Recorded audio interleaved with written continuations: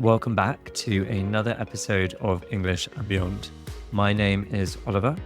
I am the host, and today with me I have César, my partner, my collaborator.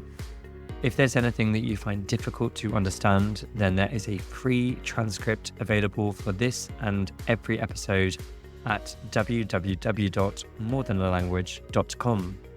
If you enjoy the episode, please remember to subscribe, follow, share, etc. Once again, the idea for this episode has come from my friend Christina, who is now a frequent listener of the podcast and one of my good friends here in Valencia. I asked her, what are the topics you'd enjoy hearing about? What are the oddities, the strange things that interest you when you think about British culture? And out of literally everything in the country, its culture, its history, everything, she said, the rules of British politeness and why single-sex education exists in the UK. I found these suggestions quite amusing, quite funny, but I actually liked both of these ideas, and so they're going to become the next two episodes, and I'm starting today with single-sex education, single-sex schools. Well, your first question may be, what is single-sex education? It's the idea, the educational philosophy, that the two sexes, male and female, boys and girls, should be educated separately, that they shouldn't have their school classes together. For many European listeners, British schools, if you don't already know about them, will appear very odd at first sight. First, they seem very formal in comparison to their European equivalents. For example, over 90% of primary and secondary schools in the UK require their students to wear uniforms. That means that all the students in the school must wear the same clothes, dictated, set out by the school. For comparison, apparently only 18% of Spanish state schools require the use of a uniform. In addition, in general, my students never learned my first name. They would never have called me Oliver. It would have been a big problem if they had, and they would have probably ended up with a detention, a punishment, if they seriously tried to call me by that name. This isn't my rule, it's just the way that schools work in the UK. Instead, my students called me Sir, or Mr, followed by my surname. Since I don't use my surname on the podcast, I guess we'd have to call me Mr. English and Beyond. So, English and British schools are already quite different in comparison to their European counterparts, their European versions. In terms of single-sex education, I don't actually know how common Christina thinks single-sex education is, but it's perhaps not as common as she expects. I talk a little bit about private and state schools in episode 10, an episode about my experiences of studying at the University of Oxford. Today, I'm only really going to talk about state schools, that is, schools publicly funded by the government. Around 90% of state schools are mixed or co-educational up to the age of 16. That means 10% are single-sex. In London, however, almost 25% of students attend a single-sex school, so the number varies considerably over the country, and it may be that it seemed more common to Christina because she lived in London when she lived in the UK.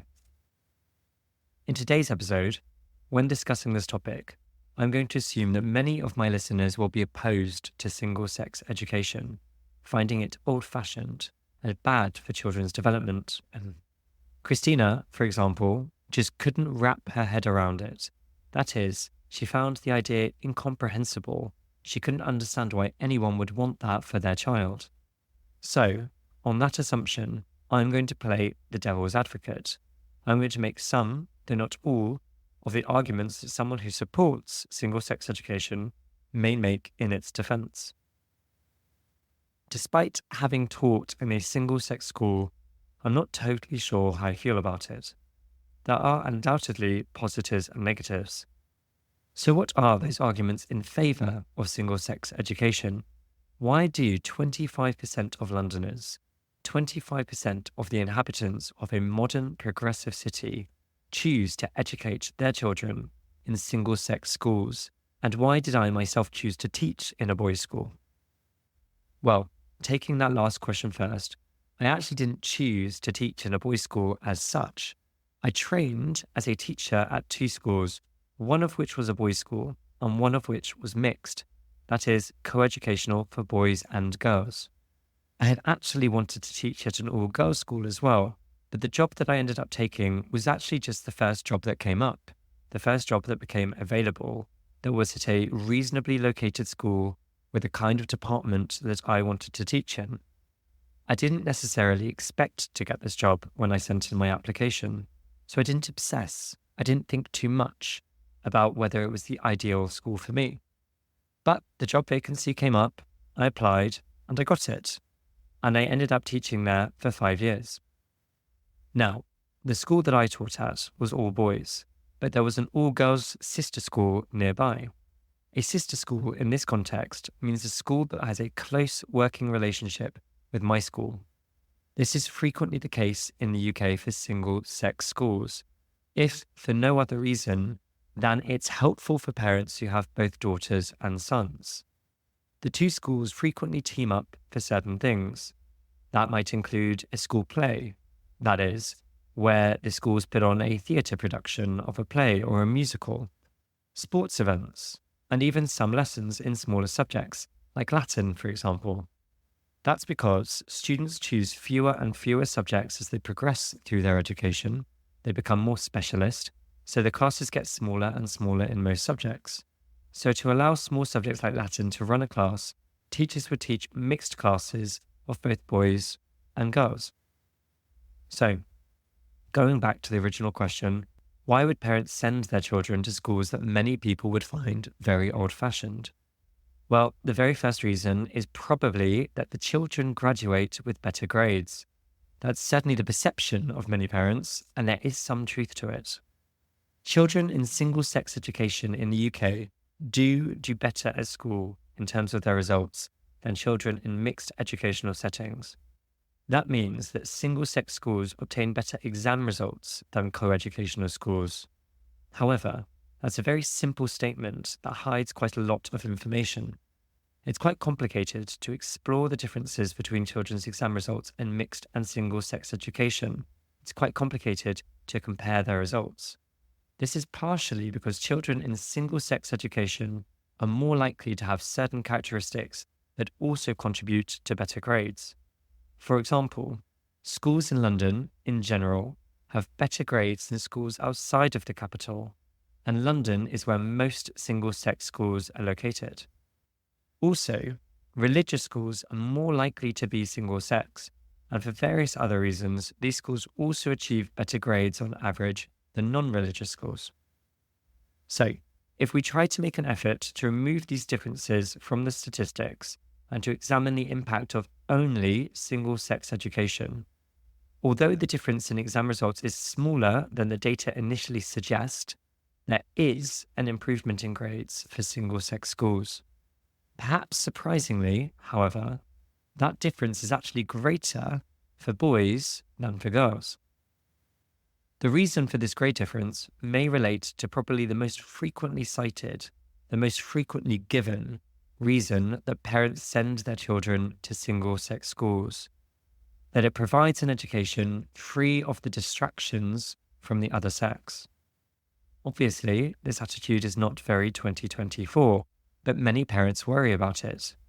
I think in particular, the parents of girls worry that their hard-working daughters will get distracted from their all-important exams by boys and dating, even though, as I just mentioned, it's actually the boys that benefit most from single-sex education in terms of exam achievement.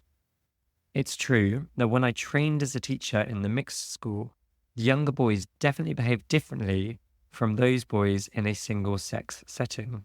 Or rather, it was like the badly behaved boys were badly behaved in a different way. There was a lot more bravado, a lot more intimidation, a lot more showing off. I think, though, that by the time the students got to about 15 or 16 years old, I didn't really notice a difference in how they behaved between mixed and single-sex schools. But the difference was quite stark, quite significant for 13 and 14-year-olds.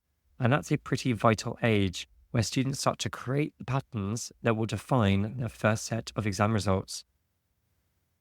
Another big reason that the parents of girls give for sending their daughters to single-sex schools is because they worry that it will be bad for their self-image and confidence within themselves to be educated with boys. I can't remember exactly how I ended up getting my hands on it, but for some reason, I had an audiobook version of Hillary Clinton's autobiography translated into Spanish that she'd written as a US Senator in 2003. I came across this audiobook in about 2016, I guess because it had been re-promoted as part of her failed presidential campaign against Donald Trump. Anyway, in this book, Hillary Clinton noted that she had gone to a single-sex, a woman-only college for her university degree, and she told a story about it that I then heard repeated during a town hall event and on many other occasions. She said that what she got out of studying in a single-sex educational institution was the simple idea that at Wellesley College, where she studied, women ran everything. They ran the student government, they ran the student newspaper, they ran the student societies. That is, they were in all the positions of power. And this taught her that women were capable of running everything just as well as men. Now, you may dislike Hillary Clinton, and you may very firmly believe in a truly meritocratic system, which means that men and women should compete. But I don't think it's a very controversial statement to say that young women often do feel intimidated by young men. Anecdotally, even as adults, we can see evidence of that in the phenomenon of the very common complaint about mansplaining. In any case, many parents clearly do think that it can be useful to educate the sexes separately during their all-important teenage years, while students of both sexes build up their confidence. And I think what Hillary Clinton said is a common attitude amongst many parents of girls. A counter-argument to lots of these ideas is that this is just not how the real world works. Girls and boys, men and women, will have to compete against each other at university, in job applications, for promotions, etc. And that is, of course, true.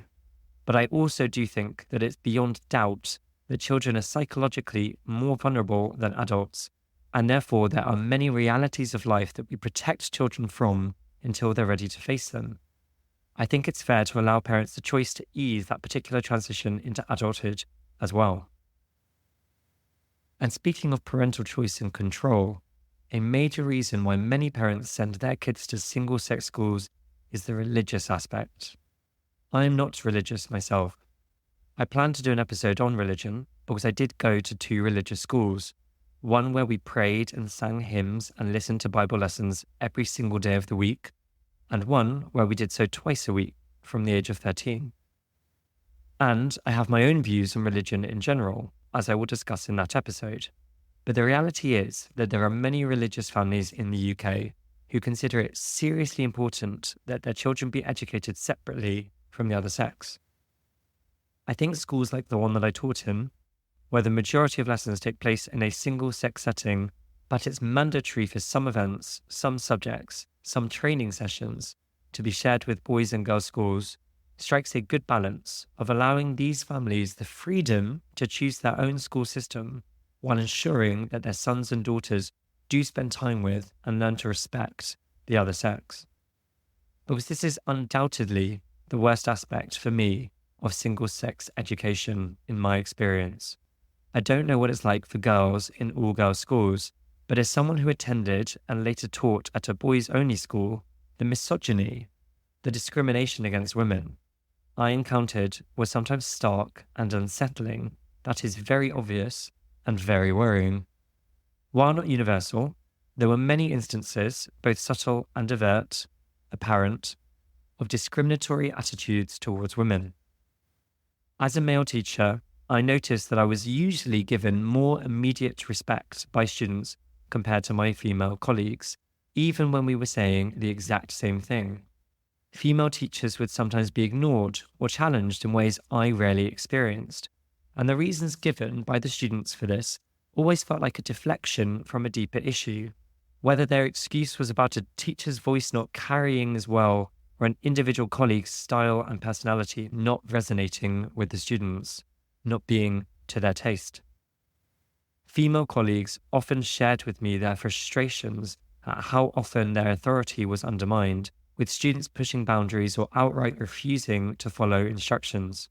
Occasionally, students would voice openly sexist beliefs, such as suggesting that women shouldn't be teaching boys or even working at all.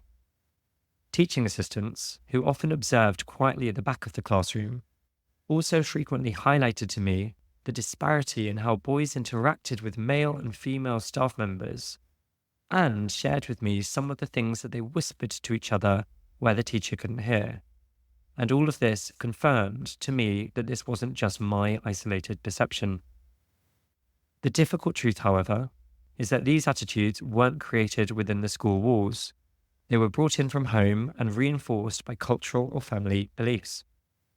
Yet, single-sex environments may have amplified them. They may have increased them, providing little opportunity for boys to build mutual respect and understanding with female peers, with female students.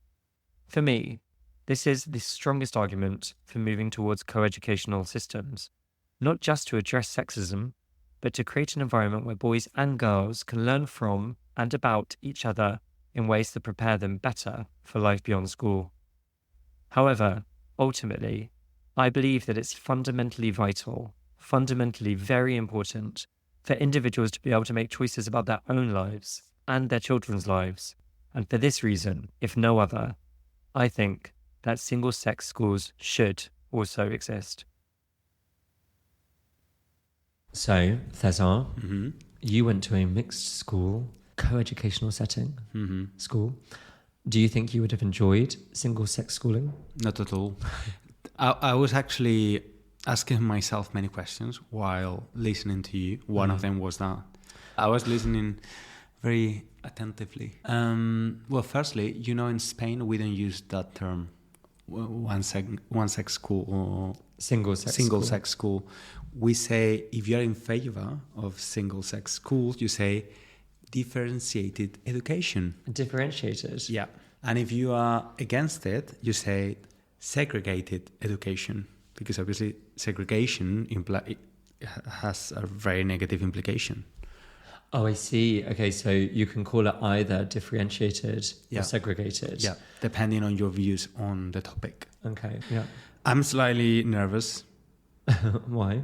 Well, because I think this topic, every time I talk about something regarding children education, I feel nervous because I know that every single parent out there want the best for the children. Yeah. So I feel like, who am I to judge? I think that there is that risk that I think that having children changes your life, and it, to me, it seems like a huge, I don't want to say burden, but it is a significant emotional burden, isn't it? It's a constant pressure, even when they are old. Well, as my mum said in the episode, which when I interviewed her, one of personally my favourite episodes, if I do say so myself, but she said that it's like having an Achilles heel. Mm-hmm. It's like having a terrible weakness that never goes away. And my sister is, she is someone who is she's a perfectionist. She's very hardworking, and that extends to her children. Mm-hmm. I mean, she's very perfectionist because she's trying not to put any pressure on them. She's so perfectionist that she's putting pressure on herself to make their life as good as possible while also trying not to overwhelm them, right? Yeah. But, she thinks, and she was thinking, as is necessary in London, before they were even born, where are they going to go to school? Where are they going to go to nursery? Because you've got to get them on waiting lists. You've got to have a house. If they're going to go to the state school sector, you have to have a house in the area, in the catchment zone of that school. Catchment zone is called. Yeah, okay. Where you live kind of close enough to the school that you can get a place there. And for the best schools in the UK, the best state schools, the catchment zone is so small that sometimes, houses 2 streets away are out of the catchment zone, 2 short streets away. So it's something you have to really worry about, and you have to therefore make these decisions about things like single-sex schools very early. Yeah. And I know that my sister definitely was thinking about single-sex education when they lived in London.